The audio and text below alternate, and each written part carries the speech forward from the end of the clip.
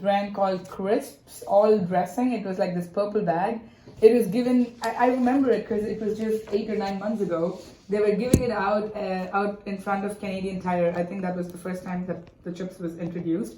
And they were giving it out, and I got it, and it was really tasty. Because it was a free sample, I didn't really check about the nutritional value or anything. Yeah. I just went for it. And after that, sorry. Yeah, after that, I did see that in the store, and I was very tempted to buy it. But on one hand, I had Sun Chips, and on the other hand, I saw the Crispers, and I turned them and I compared, and I was like, nope, not worth it. Sun Chips it is. That makes sense. Yeah. Because I know, like, I do not want to eat chips, but when I do, I know myself, right? I will end up eating it, but when I do, I can do the least amount of damage to myself. That's the goal. Thank you for that. I mean, we've kind of gone into this, but I'm just thinking, what, other than the free sample that you were given, what else is likely to entice you to try? Flavors, Indian flavors, or like, it's not just Indian, but so my dad lived in Singapore he lived and worked in Singapore for a while. And when he was there, we would visit him, and we got introduced to these shrimp flavored chips and like crab flavored chips and stuff like that, which were not available in India back then, but I got introduced to them. And at the young age, it was this exotic chips, so there is this, I don't know, some kind of brain training that has happened. So whenever I see some seafood flavored chips, it's really hard to control the temptation. I totally get that. There's one in the UK called like prawn cocktail that just has this like nostalgic. Yes, exactly, that nostalgic value. I don't know, but it just like, really Yeah. Awesome. And then what is likely to put you off from trying a new flavor? Like if you see anything on the shelf, what puts you off? Excessive spice, like if it has like fires and flaming on the on the cover, that's like an immediate no. Because I'm not like the times that I eat chips, it's just the chips, right? So I want something that I can relax and eat, not like pant and drink water with.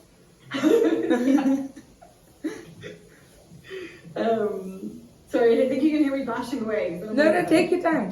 No worries. No, great, thank you so much. And then the next question is like, how motivated are you to like seek out new flavors and new food experiences in general, not just chips? Like, what drives you to try new food and flavors? In general, quite a lot. I definitely like it, and especially having lived in Toronto for like more than a year, where there's like every cuisine, every cultural food available. You just have to look up for it, right? So definitely interested in that, and having traveled quite a bit from the young age, I think my inhibition towards trying out new food is pretty less, because I've been exposed to different kinds of cuisines and different foods from early on, and so there's this experimental thought and attitude towards food. So yeah, I would say I'm quite open. Yeah. And what do you get out of like when you try new food? Like, what's in it for you? I guess like what do you get from those new experiences? The novelty of the experience is definitely something. Sorry, just a second. My brother is messing with me. you see the light go on and off on my face? It's my brother trying to mess with me. Oh, that's fine. So sorry, the question was, what do I get? Yeah, it sounds like you're very open and like enthusiastic about trying new foods and new like experiences around new food. Yeah. What do you get from that? Like, the novelty of the experience, definitely. And if I like something, but I've tried so many cuisines and so many foods, but there are very few that I go to, like go for a second time. So I would definitely say that while being experimental and, interested in trying new things, I still have a very selective palate. Yep. So I would enjoy a lot of new food. So novelty is definitely a thing. And the second thing is I would like to refer to my friends. I would like to tell them that I tried this. It was really good. Yeah, you know, that is something that I enjoy. It's very silly, but I do enjoy it. That makes sense. Yeah. And then you can potentially try it with them.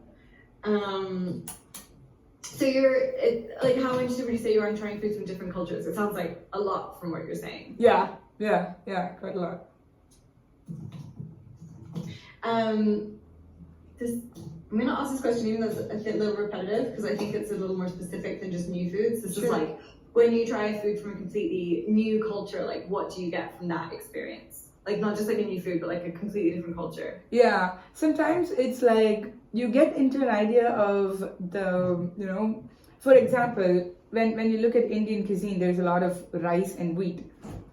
So that talks a lot about their agriculture, and there's a lot of spice that makes you understand what went on with the history of the country and the climate and everything. And most of the times when I go to some authentic places like this, they're like Ethiopian foods and stuff like that. The people who are serving that are from Ethiopia sometimes, you know.